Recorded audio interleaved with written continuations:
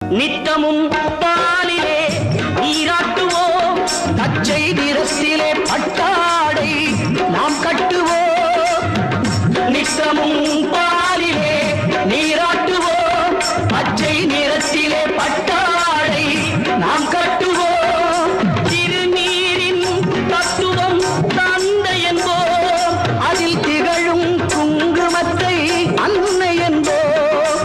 திருநீரின் தத்துவம் தந்தை என்போம், அதில் திகழும் குங்குமத்தை அன்னை என்போம்.